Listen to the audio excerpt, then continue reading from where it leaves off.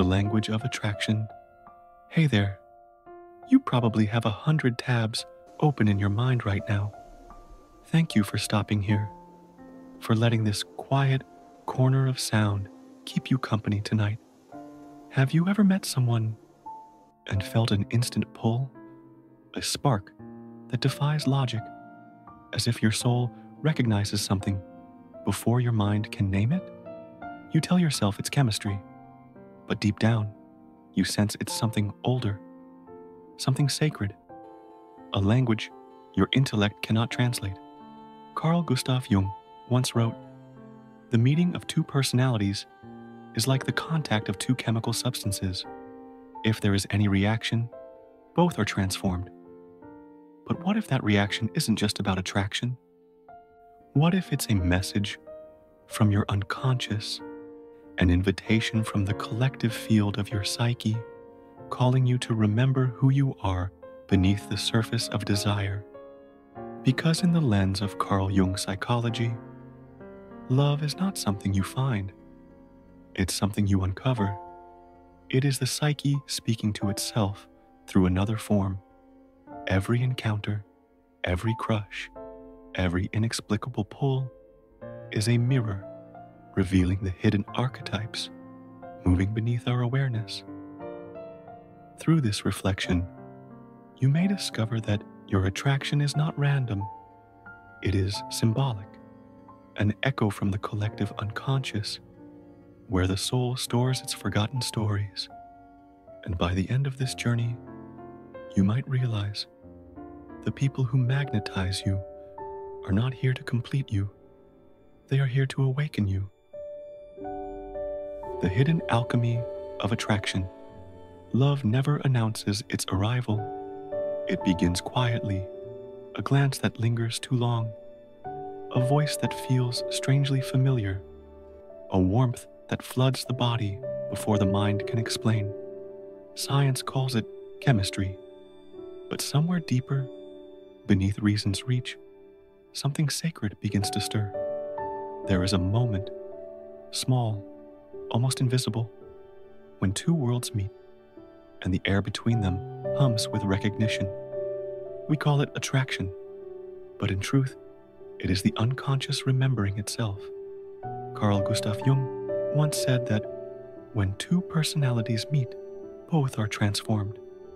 He was not speaking of romance alone, but of the ancient alchemy hidden within human psychology, the way love rearranges the psyche, pulling our buried selves into the light. At first, it feels purely physical. The heart quickens, the senses sharpen, and the body responds with the silent language of instinct. But behind that pulse, behind the flood of hormones, something archetypal awakens. In Jung's philosophy, this is the stirring of the instinctual archetype, the wild, untamed energy that lives beneath our civilized skin. It is not evil, only primal. It is the raw material of transformation, the base metal that alchemy needs before it can turn to gold. Desire, in its purest form, is not just hunger for another body. It is the soul's longing to touch what it has lost. It is memory disguised as magnetism, a force reaching through time, through pain, through generations of the collective unconscious, whispering, "Find what was forgotten." When attraction deepens, it becomes a kind of dream. The person before us begins to shimmer with meaning, as if they carry something more than flesh, as if their eyes are holding our story before we've lived it. This is the moment the psyche begins its sacred projection. In the lens of Carl Jung psychology, we do not fall in love with the other. We fall in love with what the other mirrors back to us. A man meets his anima, the inner feminine, tender, and intuitive, the part he has silenced to survive. A woman meets her animus, the inner masculine, steady and fierce, the part she has long buried beneath duty and fear. Through this meeting, something ancient awakens. The beloved becomes an archetype, not a person, but a symbol. They embody what we have lost, and through them, our forgotten fragments begin to stir. That is why the beginning of love feels almost divine, because it is not only between two bodies, but between two souls, remembering the language of wholeness. But every alchemy requires fire. What begins as enchantment soon reveals its shadow.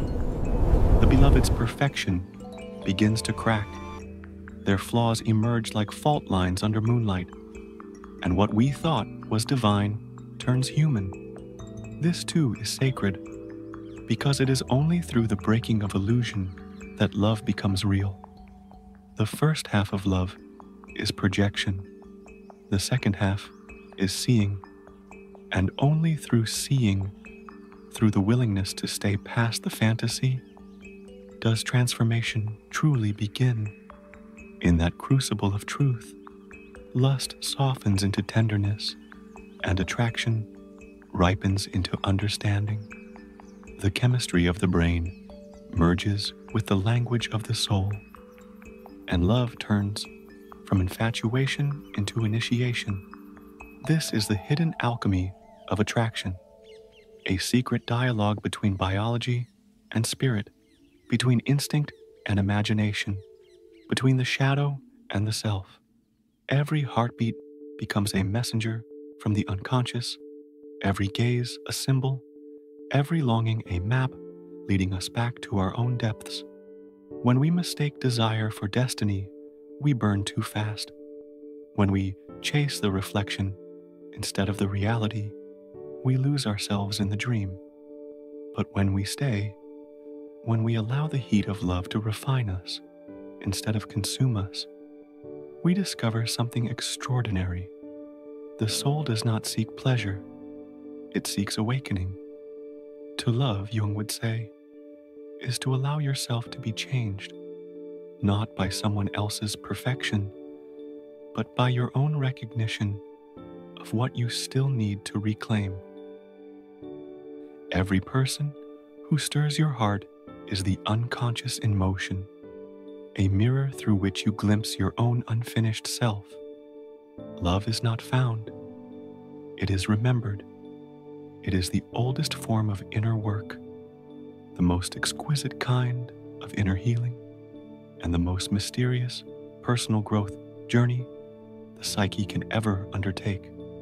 Because in the end, attraction is not about finding the one who completes you. It is about finding the one who reveals how complete you were all along. The shadow behind desire. Love rarely begins in the present moment. It pretends to. Two eyes meet, a pulse quickens, and something inside says, "This is new." But the truth, as Carl Jung psychology teaches, is gentler and far more haunting. Attraction is not born of the present. It is born of memory, the kind too deep to recall, yet powerful enough to shape the entire architecture of desire. Beneath every spark, the collective unconscious stirs, and what feels like destiny is often repetition, an old pattern dressed in new skin. You meet someone, and your heart seems to recognize them before your mind does. Their voice feels familiar, their silence strangely comforting. Something in you leans forward, whispering, "I've been here before." That whisper isn't madness, it's memory, not from this life perhaps, but from the ancient pattern your psyche keeps replaying until it finds resolution. Because the unconscious, Jung said, doesn't speak in words, it speaks in symbols. And when we fall in love, those symbols step out of our dreams and take human form. The man you can't stop thinking about, the woman you cannot forget, they are not random. They are reflections of the psychic forces within you. Unfinished stories, forgotten needs, fragments of the shadow, asking to be seen, In childhood, love was not a concept. It was a sensation. It was the tone of a voice, the warmth of a touch, the rhythm of footsteps fading down a hall. And when those early rhythms broke, when love became uncertain, absent, or conditional, something inside us began searching for that same song again, even if it hurt. Even if it was the very melody that once left us trembling. That is the paradox of human psychology. We are drawn not to what heals us, but to what feels familiar, because the nervous system trusts what it recognizes, even when it's the source of its pain. So, as adults, we call this repetition chemistry. We say, there's just something about them, but what there really is memory, a homecoming of the wound. Every attraction hides a ghost, the ghost of how we once learned to love, the ghost of how we once learned to survive. You think you are falling for someone's smile, but you are really falling into the rhythm of your mother's warmth, or the echo of your father's distance, or the tenderness you were once denied, but never stopped yearning for. This is why love can feel both magnetic and terrifying. Because in that moment of connection, your unconscious senses an opportunity, a chance to rewrite the past by reliving it. You are not only falling in love, you are trying, once again, to heal. Carl Gustav Jung called this the compulsion to repeat. The psyche keeps recreating the wound until it finds awareness. Until you recognize the pattern, it will return again and again. The same story, told with different faces.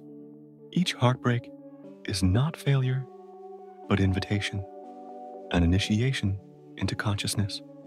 Until you make the unconscious conscious, Jung wrote, it will direct your life, and you will call it fate.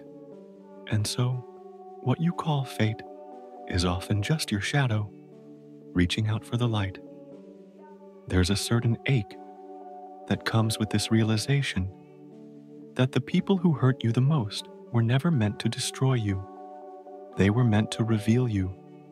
They arrived to pull the pain out of hiding, to make visible what you had buried beneath strength, pride, and performance.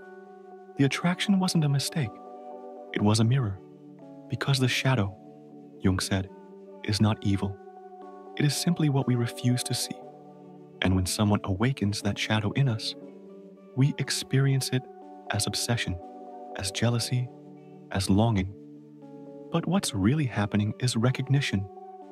The psyche saying, this, too, is you. Perhaps this is why certain people linger in our minds long after they're gone. They touched a place inside us that belonged to something older than romance, a wound still whispering its need to be understood. And until we answer that whisper, we keep looking for them in other faces. We keep calling it love, but it's not love we're chasing. It's closure. Healing begins when you stop running from the pattern and start listening to it. When you can sit in the discomfort and ask, what part of me is trying to return through this person? That is the beginning of shadow work. The moment you stop projecting your pain outward and start reclaiming it inward. And slowly, something shifts. You stop mistaking intensity for intimacy. You stop confusing drama with depth. You stop calling chaos chemistry. You begin to choose peace.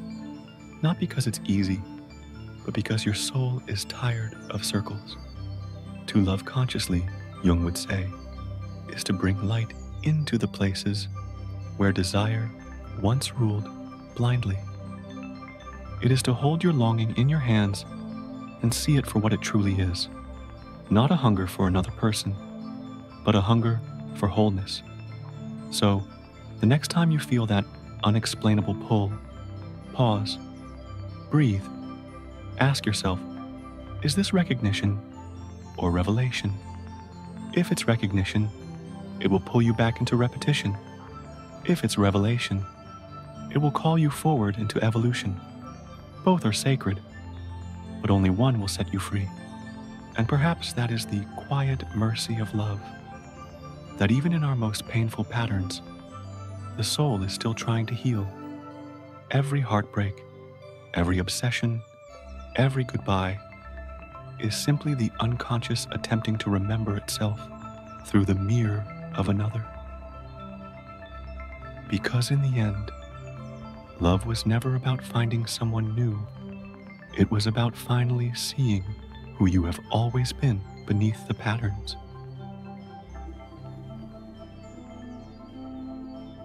The psyche's chemical symphony. There comes a moment in every love story when science and soul begin to blur, when biology stops being a mechanism and starts to sound like music. Every heartbeat becomes percussion, every breath a note, every thought of them a sudden surge of melody rising from somewhere deep in the unconscious. Human psychology describes it as a neurochemical storm.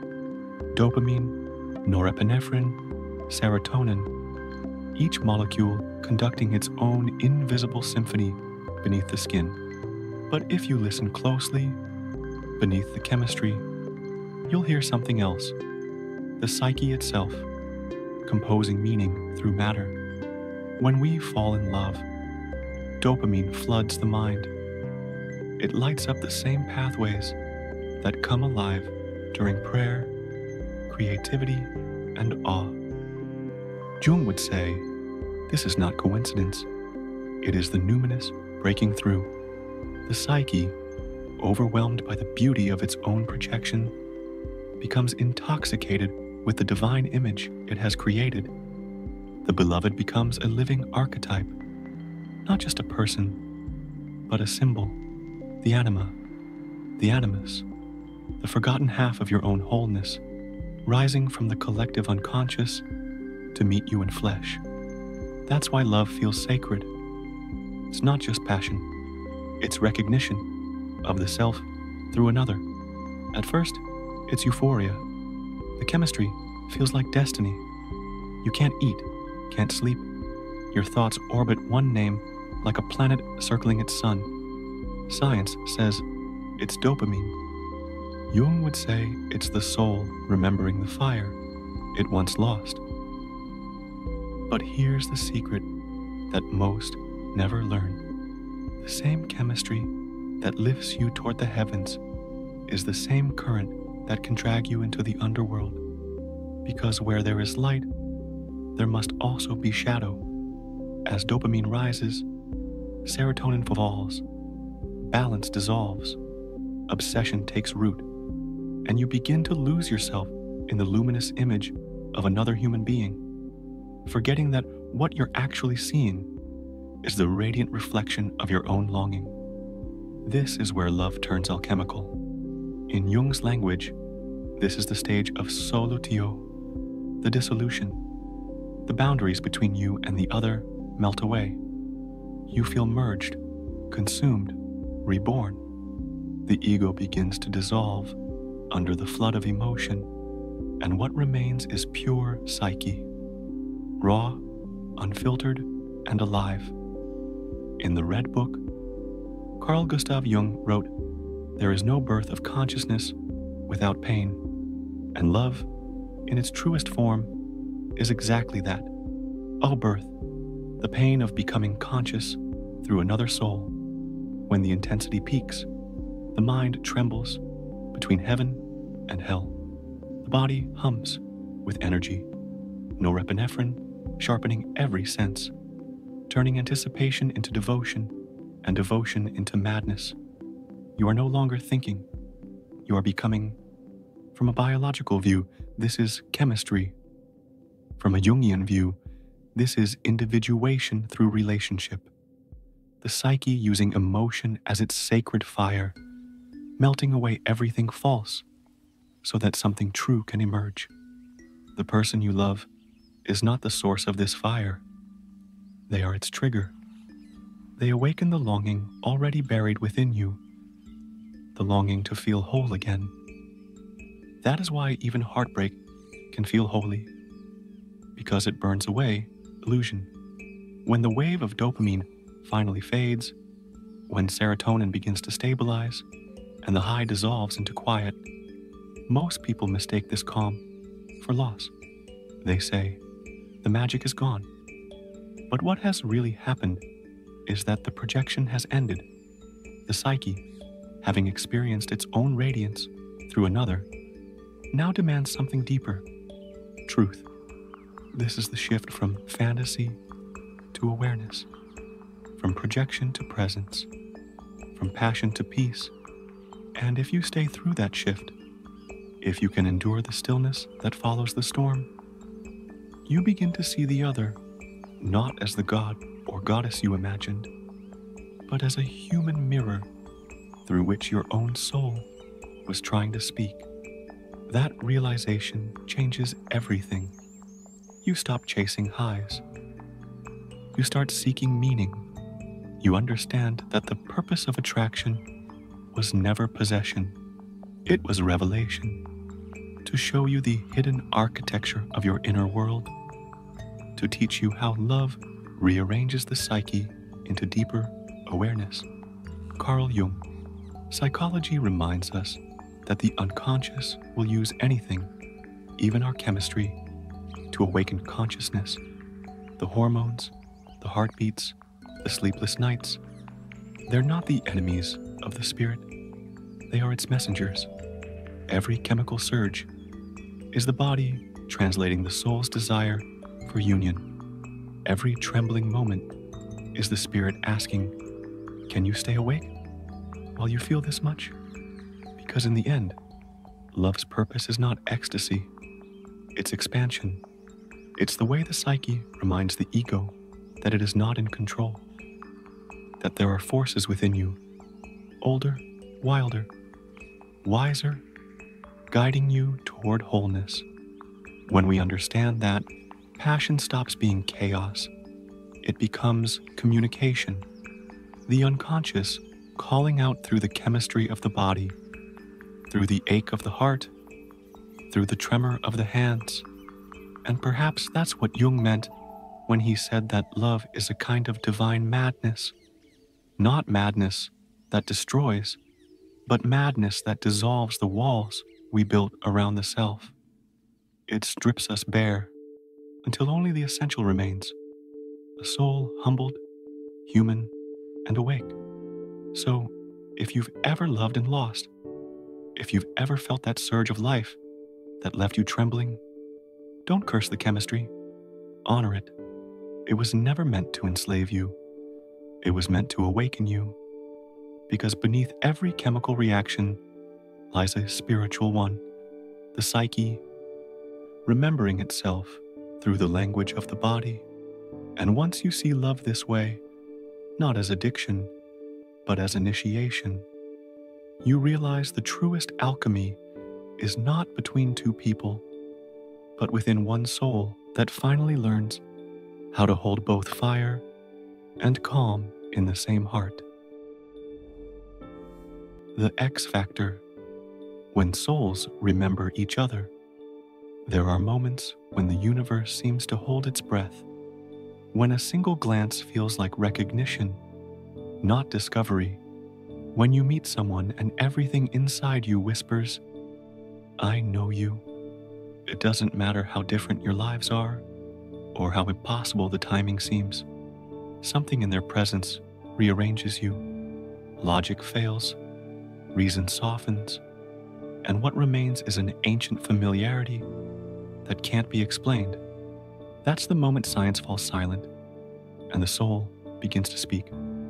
Carl Jung psychology would call this a moment of synchronicity, a meaningful coincidence between two inner worlds that were always meant to collide. It is not an accident. It is the collective unconscious orchestrating a meeting between two archetypes that have been circling each other for lifetimes. You may have felt this before, that eerie sense that someone entered your life exactly when they were meant to, not to stay necessarily, but to awaken, to stir something you could no longer ignore, to bring light to a part of you that had been quietly asleep. In Jung's language, this is not attraction. It's the call of individuation. When two souls meet at the right depth, it is not chemistry that binds them, but necessity, the inner necessity of evolution. He once said, "The meeting of two personalities is like the contact of two chemical substances. If there is any reaction, both are transformed. The X factor is that transformation, the kind that feels both fated and forbidden, sacred and unsettling. It does not arrive to complete you. It arrives to initiate you. When this kind of connection appears, it doesn't feel like falling in love. It feels like remembering, as if somewhere beyond time, your souls made a silent promise. When the world forgets, we will find each other again. You may have no shared history, yet there is an ache of recognition, a déjà vu that vibrates through the body like music from a dream half remembered. This is not imagination. It is the collective memory of the psyche, where all archetypal relationships exist before they take form. What you are experiencing is not a new story. It is a continuation of an old one. And yet, the X factor does not always come wrapped in bliss. Sometimes, it arrives as disruption. It turns your world upside down, not to punish you, but to evolve you. The person who feels like destiny may not be the one who stays, but the one who breaks the walls you built to protect yourself from feeling alive again. They awaken the parts you thought you'd buried: tenderness, courage, chaos, longing. They bring you face to face with your shadow, your resistance, your fear of surrender. And through that mirror, you begin to see what love was always trying to teach you, that healing does not always come gently. Sometimes it arrives as fire. Carl Gustav Jung described this sacred encounter as the union of opposites. He called it hieros gamos, the divine marriage between masculine and feminine, light and dark, spirit and matter. When two people connect at this archetypal level, their meeting symbolizes something far greater than romance. It becomes an alchemical event, the merging of two incomplete energies that mirror the larger unity of the cosmos. You may be the calm one, and they, the storm. You may live in reason, and they, in instinct. But when your energies meet, something ancient inside you sighs in relief. Together, you form a harmony that neither could find alone. But beware, the X factor is not about possession. It is about revelation. The deeper the resonance, the more it exposes. It will show you your beauty, but also your fear. It will make you feel divine, then stripped bare. It will bring the parts of you you've mastered, and the parts you've never dared to meet. This is the paradox of archetypal love. It liberates and destroys in equal measure. It forces you to see that love's purpose is not comfort, but consciousness. In Carl Jung philosophy, such meetings are never random. They are synchronistic events designed by the psyche to catalyze growth. The person who awakens you in this way is not just another character in your story. They are a symbol, an embodiment of what your soul needs in order to evolve. Their arrival marks a threshold, the crossing between fate and freedom. You can stay asleep and call it coincidence, or you can open your eyes and call it destiny. Sometimes the X factor lasts only a moment, sometimes a lifetime, but its duration doesn't define its depth. Even if the connection ends, it leaves behind a trace, an imprint on the soul that changes how you love forever. Because what you experienced was not ordinary attraction, it was archetypal remembrance. The psyche touching its own infinity through the presence of another. If you've ever felt this, the lightning strike of recognition, you know that no words can explain it. You can only surrender to it, not in the sense of losing control, but in the way a seed surrenders to the soil, trusting that even if it breaks apart, something sacred will grow. And maybe that's the secret of the X Factor. It comes not to promise eternity, but to remind you that you are eternal. It shows you that love is not a destination, but a dimension, a field within the collective unconscious, where two souls recognize each other beyond time. So when you meet someone and the world seems to still, when every rational part of you says, "This makes no sense," but something ancient inside you whispers, "It's real," listen.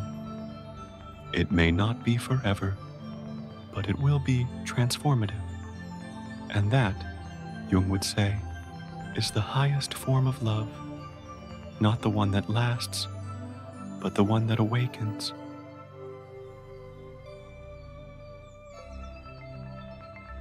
The slow burn. Love as individuation. Not every love begins with lightning.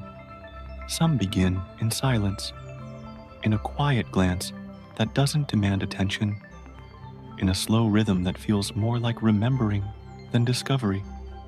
There are no fireworks, no trembling pulse of fate, only the steady warmth of something that feels safe, real, and quietly sacred. In a world addicted to instant highs, this kind of love is often overlooked, yet it is precisely here, in the slow burn, that Carl Jung psychology finds its deepest truth, the process of individuation, where love becomes less about possession and more about presence. At first, we fall for projection. We mistake reflection for reality. But with time and pain, the illusion begins to fade. The face you adored becomes human again. The ideal softens into imperfection. And you realize that what you were truly in love with was not them, but the part of yourself that you saw shining in their eyes. When the fantasy dissolves, most people leave. They chase the next spark, the next high that reminds them of the beginning. But those who stay, who choose to see the other without the veil of projection, step into a deeper kind of love, a love that doesn't thrill, but transforms. This is where human psychology meets the sacred, where chemistry gives way to consciousness, where dopamine and adrenaline yield to something quieter, oxytocin, trust, familiarity, the slow rewiring of the nervous system to safety. The body begins to rest. The mind no longer needs to chase. And the heart, once frantic for excitement, finally exhales. Jung wrote, "Nothing that comes to consciousness can come without pain, and love that endures is born of that pain, the kind that purifies rather than punishes. The slow burn is not a love that happens to you. It is a love you build, moment by moment, through choice, through patience, through awareness. At first it may feel unfamiliar. You might miss the chaos, the rush, the edge, the hunger, but slowly you begin to notice something subtler, something deeper. You start to find beauty in consistency, in small rituals, a shared silence, a hand reaching across the table, the comfort of simply existing beside someone who sees you. In this rhythm, love stops being performance. It becomes presence. And presence, Jung would say, is the closest thing we have to eternity. In the language of Carl Jung philosophy, this stage of love mirrors the soul's movement toward the self, The self, that inner center of wholeness, can only emerge once projection has been withdrawn. When you no longer need the other to complete you, you finally meet them as they truly are. The anima and animus cease their restless dance of fantasy. They integrate, and what's left is not the high of fusion, but the quiet peace of union. This is love as individuation, not two halves becoming whole, but two wholes walking side by side, no longer seeking salvation in each other, but growth through each other. Such love is not loud. It does not demand attention. It doesn't post its proof to the world. It lives quietly in the space between heartbeats. It doesn't crave to be seen. It simply is. It is the kind of love that deepens rather than dazzles, that warms rather than burns, the kind that chooses to stay, not out of fear of loneliness, but out of reverence for what has been built. Jung believed that everything in nature unfolds in cycles: birth, growth, decay, renewal. Love follows the same law, each season revealing a new face of the soul: the early spark, the chaos, the surrender, and finally, the stillness. The moment when love ceases to be an emotion and becomes a consciousness, a way of seeing, of being, of belonging. When the projections have faded and the ego no longer fights for control, what remains is something unshakable, not the thrill of discovery, but the serenity of knowing. And maybe that's what Carl Gustav Jung meant when he said, "The privilege of a lifetime is to become who you truly are." Because to love in this way, slowly, consciously, faithfully, is to become who you were meant to be. To love another person is to meet your own self reflected back at you, until you no longer need the mirror, only the presence. The slow burn is the soul's quiet masterpiece. It asks you to stay when the fire fades, to trust that warmth will return, to see that love is not a constant high, but a daily devotion to depth. It is the art of choosing the same person again and again, not out of habit, but out of awareness. So when passion turns to peace, don't mistake it for the end. It's only the beginning of something real. The moment love transforms from feeling to consciousness, from desire to devotion, from searching to seeing. Because what grows slowly endures. What burns gently illuminates without consuming. And what is built through patience and truth is what the soul calls home. In the end, the purpose of love was never to make you lose yourself, but to bring you home to the parts of you you'd forgotten, the faces that stirred you, the hearts that broke you, the arms that stayed.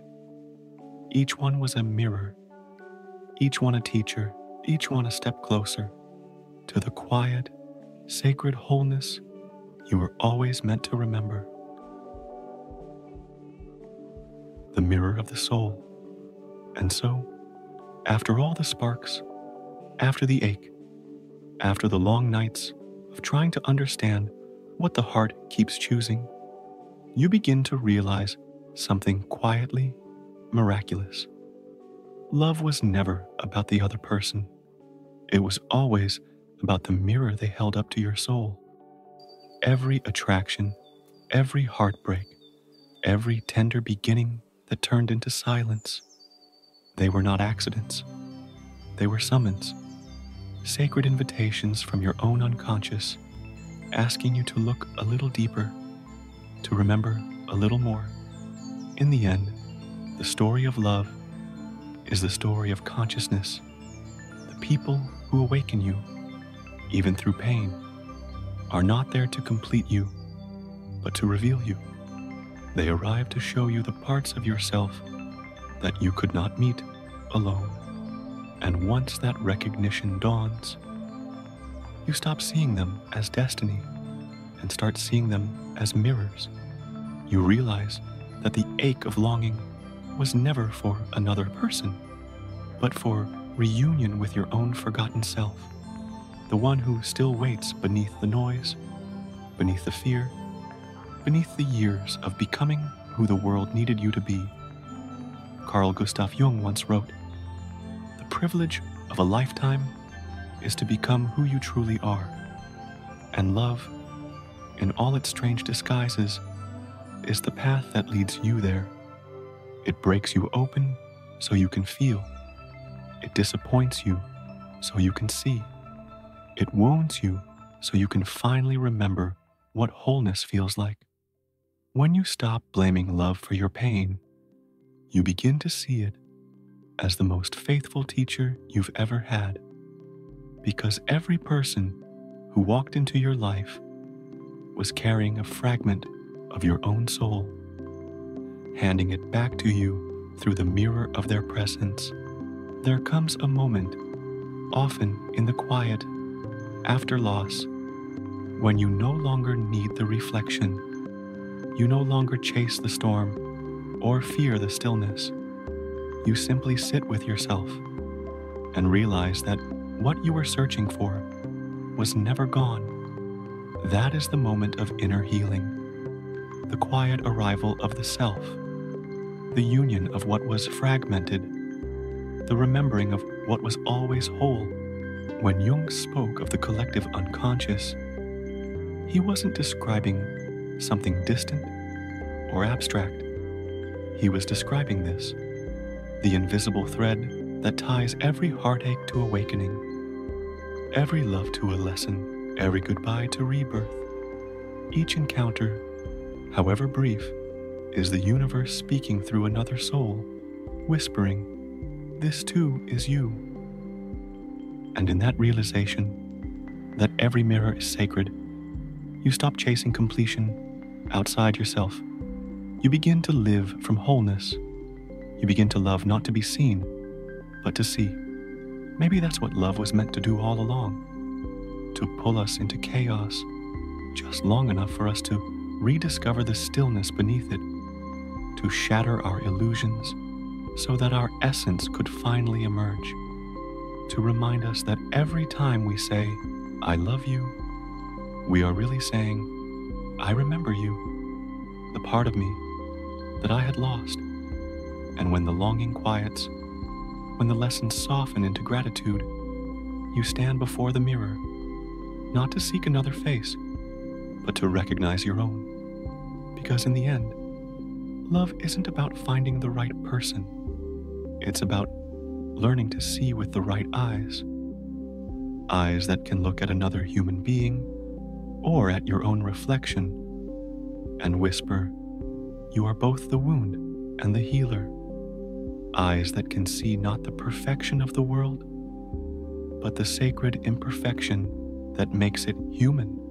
So the next time your soul stirs, the next time someone feels inexplicably familiar, pause, breathe, listen, not to the noise of desire, but to the silence beneath it. Because maybe, just maybe, it isn't the beginning of another story. Maybe it's the echo of one that's been waiting all along for you to finally come home. This is love through the eyes of inner balance psychology. Not a chase for another, but a quiet return to the self, a remembering of what was never lost and what, deep down, you have always been. Because the deepest balance we can ever find is not between two people, but within one soul that has finally learned how to love itself with gentleness, awareness, and peace.